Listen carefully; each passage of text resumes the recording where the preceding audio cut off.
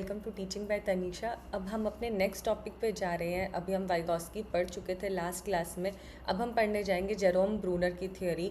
कोशिश करेंगे कि इसको बहुत ही जल्दी ख़त्म करें, जल्दी से मतलब इसको कंप्लीट करें पूरे के पूरे टॉपिक को। इतना बहुत ज़्यादा इस पर क्वेश्चंस नहीं बनते, डायरेक्टली क्वेश्चन बनते हैं जो बनते हैं, और बहुत बड़ा कोई टॉपिक भी नहीं है। जेरोम ब्रूनर आपके एक अमेरिकन साइकोलॉजिस्ट थे।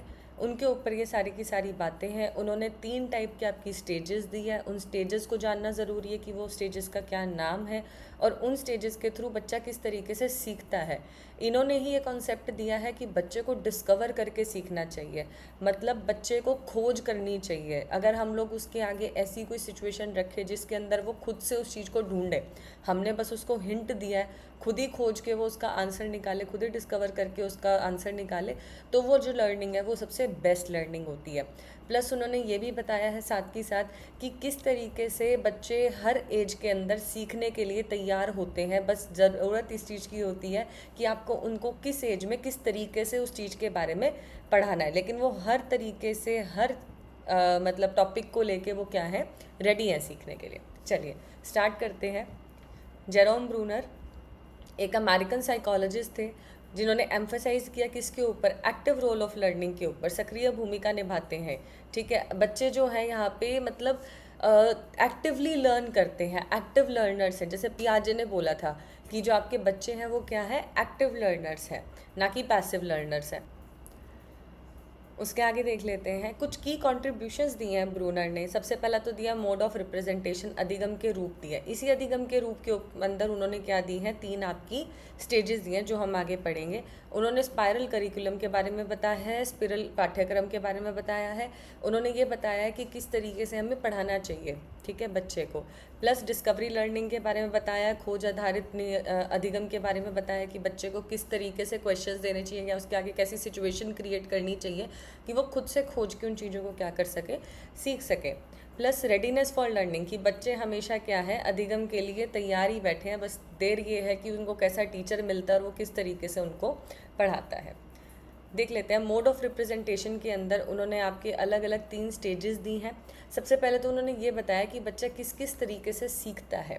ठीक है, जो उनकी जो स्टेजेस है वो आपस में इंटरकनेक्टेड है, तीनों की तीनों स्टेज, पर ज़रूरी नहीं है कि वो तीनों की तीनों स्टेज मतलब हर बच्चे के अंदर सेम ही एज ग्रुप के अंदर आए। ठीक है, थोड़ा सा टाइमिंग मतलब इधर उधर हो सकता है, एज ग्रुप इधर उधर हो सकता है, वो कोई हार्ड एंड फास्ट नहीं है कि इसी एज ग्रुप के अंदर बच्चे के अंदर ये वाली स्टेज आएगी। पर हाँ, ये स्टेजेस आती ज़रूर है बच्चों के अंदर जनरली। सबसे पहली स्टेज उन्होंने कौन सी दी है, इनएक्टिव स्टेज दी है, दूसरी आइकॉनिक दी है, और तीसरी कौन सी दी है, सिंबॉलिक दी है। इनएक्टिव नाम से ही पता लग रहा है कि जिसके अंदर बच्चा क्या रहे, एक्टिव रहे। एक्टिव बच्चा कब रहेगा, जब बच्चा किसी चीज़ को करके सीखेगा। ठीक है, चाहे वो उसको छू के समझे या फिर उसको करना सीखे। जैसे पज़ल जब तक बच्चा खुद अपने हाथों से बनाएगा नहीं तब तक वो उस चीज़ को सीख नहीं पाएगा। तो सबसे पहली जो आपकी स्टेज उन्होंने दी है वो कौन सी दी है, इनएक्टिव स्टेज दी है, जिसके अंदर बच्चा उस चीज़ को करके सीखता है। ठीक है, अपने हाथों से, अपने पैरों से, अपने बॉडी से उस चीज़ को पहले करेगा और फिर वो क्या करेगा, उससे सीखेगा। नेक्स्ट उन्होंने स्टेज दिया आइकॉनिक स्टेज। अब बच्चा क्या करेगा, किसी भी चीज़ की पिक्चर देख के या किसी भी चीज़ का डायग्राम देख के वो समझ जाएगा कि ये क्या चीज़ है। फॉर एन एग्जाम्पल, बच्चे ने फ़ोन देखा है, हाथ में लाइव फ़ोन देखा है उसने, है ना। अब उसने फ़ोन के अंदर ही या लैपटॉप के अंदर या टीवी के अंदर ऐड चली और वहाँ पे फ़ोन आ गया, तो उसको पता है कि ये वही फ़ोन है, मतलब वो समझ पाएगा कि ये फ़ोन है। ठीक है, एक पिक्चर देख के उस चीज़ को रिकॉग्नाइज कर लेना, वो कौन सी स्टेज आ जाती है आपकी, आइकॉनिक स्टेज आ जाती है। लास्ट आपकी आती है सिंबॉलिक स्टेज, जो उन्होंने बोली है लर्निंग को लेके, जिसके अंदर बच्चे को अब अक्षर का ज्ञान होने लग जाता है। चाहे वो ABCD हो, चाहे क ख ग हो, चाहे 1 2 3 हो, मैथ्स अब उसे समझ में आने लगेगी, प्लस माइनस समझ में आने लगेगा, हर चीज़ उसको अब किस में समझ में आने लगेगी, सिंबॉलिक स्टेज के अंदर सिंबल से समझ आने लग जाएगा। फॉर एन एग्जाम्पल, एक तो मैंने कैट की इमेज बनाई हुई है, प्रॉपर कैट की फ़ोटो खींच के दे रखी है ना, तो वो समझ गया। एक मैंने कैट मतलब हम बना देते हैं किसी भी तरीके से, जैसे ऐसे करके,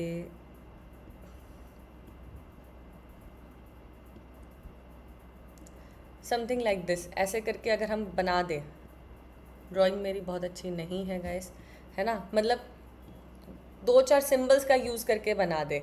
जैसे उसको ये बोल दें ये ट्राइंगल है, ये लाइन है, ये मतलब सर्कल है। एक तरीके से एक प्रॉपर इमेज नहीं, एक छोटी सी ऐसे सिंबॉलिक तरीके से उसको कोई भी चीज़ दिखाई जाएगी तो तब भी समझ जाएगा कि वो क्या है, कैट है। 3 स्टेजेस थी, इनएक्टिव, आइकॉनिक और सिंबॉलिक। इनएक्टिव जिसमें बच्चा एक्टिव होता है, करके सीखता है। आइकॉनिक, आइकन का मतलब ही होता है इमेज। आपने बचपन में पढ़ा होगा कंप्यूटर क्लासेस में आइकन्स, तो वो आइकन्स क्या होते हैं, इमेजेस होती हैं। लास्ट जाता है सिंबॉलिक। सिंबॉलिक का मतलब आपको पता है सिंबल से सीखना, चाहे वो 1 2 3 4 हो, चाहे प्लस माइनस हो, चाहे क ख ग हो, चाहे ABCD हो, या किसी भी भाषा के कोई भी तरीके के सिंबल्स हो, उनसे सीखना। यही दिया हुआ है इसके अंदर। इनएक्टिव मोड के अंदर क्या बोल रखा है, लर्निंग थ्रू फिजिकल एक्शन, जिसके अंदर बच्चा करके कोई चीज़ को सीखता है, चाहे वो पकड़ के, चाहे छू के, किसी भी तरीके से। आइकॉनिक जिसके अंदर बच्चा सीखता है किससे, इमेजेस से, विजुअल से, डायग्राम से। एज ग्रुप आप देख सकते हैं 0 to 1 है, यहाँ पे 1 to क्या है 6 है। हार्ड एंड फास्ट रूल नहीं है कि यही एज ग्रुप रहेगा। जैसे चित्रों के द्वारा सीखना, चित्र, नक्शे, प्रतीक। अब बच्चा ये चीज़ मैप समझने लग जाएगा थोड़ा बहुत, है ना, बहुत अच्छे से नहीं, बट हाँ उसको समझ में आने लग जाएगा कि अगर कुछ बना रखा है और उसमें से लाइन करके दिखा रखे तो समझ जाएगा कि ये नदी दिखा रखी है। सेम अब क्या आ जाएगा, सिंबॉलिक मोड आ जाएगा। सिंबॉलिक के अंदर बच्चा सिंबल से, लैंग्वेज से, लॉजिक से सीखना स्टार्ट कर देगा। 7+ एज के अंदर ये क्या हो जाता है, स्टार्ट हो जाता है। भाषा, गणित, इन सब चीज़ों से सीखना जब वो क्या कर देता है, शुरू कर देता है। 3 स्टेजेस हमने पढ़ी, इनएक्टिव, आइकॉनिक और सिंबॉलिक। ब्रूनर ने दी है। मोड ऑफ रिप्रेजेंटेशन है, अधिगम के 3 रूप दे रखे हैं उन्होंने। इनएक्टिव के अंदर करके सीखेगा, आइकॉनिक के अंदर इमेजेस से सीखेगा, और सिंबॉलिक के अंदर किससे सीखेगा, सिंबल्स या लैंग्वेज से सीखेगा। चलिए नेक्स्ट कॉन्सेप्ट उन्होंने दिया है, क्या दिया है, स्पाइरल करिकुलम का, स्पिरल पाठ्यक्रम का। इसके अंदर उन्होंने ये बताया है कि कोई भी चीज़ के बारे में सीखने के लिए बच्चा हमेशा क्या होता है, सक्षम होता है।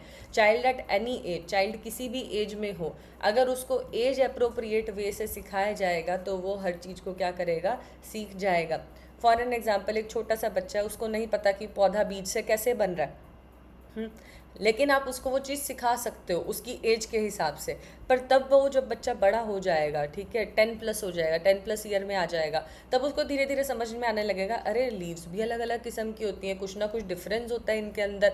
तो हर चीज़ का वो फंक्शन समझने लग जाएगा कि लीव्स का क्या फंक्शन होता है, फ्लावर का क्या होता है, स्टेम का क्या होता है, हर चीज़ का। और जब वो उससे भी बड़ी क्लासेस में चला जाएगा तब उसको फोटोसिंथेसिस के बारे में पता लग जाएगा, क्लोरोफिल के बारे में पता लग जाएगा, हर चीज़ के बारे में पता लग जाएगा। This was just an example. जैसे हम मैथ्स पढ़ाते हैं एक बच्चे को, है ना, तो हम क्या करते हैं, एकदम स्टार्टिंग में उसको पहले 1 2 3 4 सिखाते हैं, फिर उसको धीरे धीरे हम क्या असेंडिंग डिसेंडिंग करना सिखाते हैं, फिर उसको आगे पीछे के सिखाते हैं कि अगर 20 के बाद 21 आता है, 20 से पहले क्या आता है, 19 आता है, इस तरीके से सिखाते हैं। फिर धीरे धीरे जब उसको नंबरों का ज्ञान हो जाता है, फिर हम उसको प्लस माइनस करना सिखाते हैं। प्लस माइनस करने के बाद उसको मल्टीप्लाई पे जाते हैं, फिर डिवाइड पे जाते हैं। तो 1 on 1 हम क्या करते हैं, इंक्रीज़ करते हैं चीज़ों को, तभी हम उसको टेबल्स ढंग से सिखा पाते हैं, है ना, पहाड़े ढंग से सिखा पाते हैं। तो स्पायरल करिकुलम का मतलब बस यही है। एक तो उसके अंदर हमारी रीटीचिंग होती है, सेम ही चीज़ की, ये वर्ड याद रखना। स्पायरल करिकुलम में क्या होता है, रीटीचिंग होती है। बस उसके अंदर क्या होता है कि बच्चे को बार बार हमें बताना पड़ता है, जैसे जैसे वो अलग अलग क्लास के अंदर जाता है, सेम ही टॉपिक का हमें एक बार उसको बेस रिवाइज करवाना पड़ता है, और फिर उसके बाद हम किस पे जाते हैं, आगे जाते हैं। याद करें, आपका एक वो भी था, प्रिंसिपल था, ठीक है, कि जो लर्निंग है या जो डेवलपमेंट है, डेवलपमेंट का प्रिंसिपल था कि वो क्या है, आपका स्पाइरल होता है। यहाँ से बच्चा क्या करता है, शुरू करता है अपना डेवलपमेंट। जैसे जैसे वो शुरू करता है वो एक स्टेज पे आगे बढ़ता रहता है, बढ़ता रहता है, बढ़ता रहता है। जब वो एक स्टेज पे पहुँच जाता है, फॉर एन एग्जांपल वो यहाँ पे पहुँच गया, अब इस स्टेज से उसको क्या चाहिए, उसको एक रिवीजन चाहिए उस स्टेज की। तो वो अपने आप की ही डेवलपमेंट को क्या करता है, रिवाइज करता है, और फिर वो कहाँ जाता है, अपनी डेवलपमेंट के नेक्स्ट स्टेज पे जाता है। This is the same process जो स्पायरल करिकुलम का बताया हुआ है कि पहले बच्चा फर्स्ट क्लास में for example parts of plants पढ़ रहा है, पार्ट्स ऑफ प्लांट्स पढ़ाई पढ़ाई पढ़ाई पढ़ाई पढ़ाई, यहाँ पे आके वो ग्रेड 4 के अंदर आ गया है। ग्रेड 4 में जब वो आया है, उससे पहले ही हमें उसको क्या बताना पड़ेगा, फिर से पार्ट्स ऑफ प्लांट्स पढ़ाने पड़ेंगे, उसको रिवाइज हो जाएगा। फिर उसके बाद हम उसको क्या पढ़ाएंगे, function of plant of parts पढ़ाएंगे, ठीक है। प्लांट ऑफ प्लांट्स के क्या है, फंक्शन क्या क्या है, फिर वो पढ़ाएंगे। उसके बाद उसको वो चीज़ समझ में आने लगेगी, यहाँ आके वो और बड़ी क्लास में चला जाएगा। फिर हम उसको फिर से रिवाइज करवाएंगे सारा का सारा, पार्ट्स भी, फंक्शंस भी। फिर उसको हम आगे फोटोसिंथेसिस के बारे में सिखाएंगे। तो ये क्या है, स्टेप ऑन स्टेप चलता रहता है। आपका आ जाता है क्या, डिस्कवरी लर्निंग, खोज आधारित अधिगम। खोज खोज के बारे में है अब सारी की सारी बात इसके अंदर, कि बच्चे के आगे हम इस तरीके का एनवायरनमेंट क्रिएट करें या इस तरीके की सिचुएशंस क्रिएट करें जिससे वो खुद से ही खोज के उस चीज़ को क्या कर सके, सीख सके। जैसे कि मैंने एग्जांपल दिया था पजल्स बनाने का, है ना, उसके आगे बहुत सारी पजल्स के हमने टुकड़े रख दिए। अब जब तक वो खुद उसको एनालाइज नहीं करेगा, समझेगा नहीं और खुद से उसको बनाएगा नहीं, तो वो कैसे सीख पाएगा। तो बच्चे को क्या करने देना चाहिए, डिस्कवर करने देना चाहिए, उसको हिंट देना चाहिए कि देखो यहाँ पे कुछ ऐसा आ सकता है, यहाँ पे रेड कलर का ब्लॉक आ सकता है, यहाँ पे ब्लू कलर का ब्लॉक आ सकता है। फिर वो ढूंढेगा उन ब्लूज में से कौन सा ब्लू लगेगा, उन रेड में से कौन सा रेड लगेगा, वो ढूंढेगा और समझ पाएगा। तो हमें क्या देने हैं, उसको क्लूज देने हैं, डायरेक्ट आंसर नहीं बताने कि देखो इसका तो आंसर ये होता है। नहीं, हम उसको पहले थोड़ा सा एग्जाम्पल्स क्यों बताए जाते हैं, एग्जाम्पल सिर्फ समझाने के लिए बताए जाते हैं, लेकिन उसके बाद की जो एक्सरसाइज होती है, जो क्वेश्चंस होते हैं, वो उसके ऊपर जस्ट बेस्ड होते हैं, बट एज इट इज़ नहीं होते हैं। वो इसीलिए होते हैं ताकि बच्चे की क्या इंक्रीज़ हो सके, डिस्कवरी लर्निंग इंक्रीज़ हो सके, वो खुद से खोज सके उन चीज़ों को कि यहाँ पे क्या चीज़ लग सकती है ना। आपके चाहे वो एनवायरनमेंट रिलेटेड हो, चाहे बुक रिलेटेड हो, चाहे किसी भी चीज़ से रिलेटेड हो। नेक्स्ट आपका आ जाता है रेडीनेस फॉर लर्निंग, कि बच्चा हमेशा क्या है, रेडी है किसी भी चीज़ को सीखने के लिए, बस देरी इस चीज़ की है कि आप किस तरीके से उसको क्या कर रहे हैं, सिखा रहे हैं। Bruner believed that children are ready to learn anything at any age if it is taught appropriately. अगर उनको उन बच्चों के दिमाग के हिसाब से, उनकी एज के हिसाब से अगर उनको हम समझा पाएंगे चीज़ें, तो उनको बहुत अच्छे से समझ आ जाएंगी, क्योंकि वो हमेशा सीखने के लिए क्या है, तैयार है। स्ट्रक्चर्ड लर्निंग एक्सपीरियंस के ऊपर वो क्या करता है, एम्फेसाइज करता है। अब ब्रूनर का क्लासरूम के अंदर क्या क्या प्रैक्टिसेस हो सकती हैं, सबसे पहले तो हम चार्ट्स यूज़ कर सकते हैं, वीडियोस यूज़ कर सकते हैं, ताकि बच्चों के दिमाग में उसके पिक्चर बना रहे। सिंबॉलिक मोड को हम इंक्रीज़ कर सकते हैं। इनएक्टिव तो सबसे बेस्ट है, करके सीखना is the best option. Spiral curriculum, बार बार क्या करना, रीटीच करना कॉन्सेप्ट्स को, वो उसकी क्या बढ़ाता है, डेप्थ बढ़ाता है, उनको याद रहेगा हमेशा के लिए। And asked open ended question. Open ended question का मतलब समझ लें क्या होता है। एक होता है क्लोज एंडेड क्वेश्चन, एक होता है ओपन एंडेड क्वेश्चन। जैसे आपसे पूछ लिया जाए कि हमारे देश का प्रेसिडेंट कौन है, this is a close ended question, क्योंकि हमें ये पता है कि एक ही आंसर है इसका। जिस भी क्वेश्चन का आंसर क्या होगा, एक ही होगा, फिक्स्ड आंसर होगा, वो क्या होगा, एक क्लोज एंडेड क्वेश्चन होगा। लेकिन जिस क्वेश्चन के आंसर्स मल्टीपल निकल के आते हैं, अब मैं ये पूछ लूँ आपसे कि आप किसी भी प्रेसिडेंट का नाम लें जो आप लगा लें कि 2000 से पहले के किसी भी प्रेसिडेंट का आप नाम लें, ईयर 2000 से पहले के, तो उसके अंदर बहुत सारे आंसर्स निकल के आते हैं, है ना। तो that is what open ended question. तो हमें ओपन एंडेड क्वेश्चन के ऊपर ज़्यादा ध्यान देना चाहिए, ताकि हम समझ पाएँ कि बच्चों के दिमाग में क्या चीज़ चल रही है। होप आपको ये ब्रूनर का चैप्टर पूरा का पूरा समझ आया होगा। मैंने कोशिश की है कि मैं बहुत ही थोड़े के अंदर इस चैप्टर को कंप्लीट कर लूँ, ऑलमोस्ट इन 10 मिनट्स। एंड इसके बाद हम लोग करेंगे वाइगॉस्की और ब्रूनर दोनों के मिला के previous year questions plus practice question. तो नेक्स्ट वीडियो को जरूर देखिएगा। Thank you.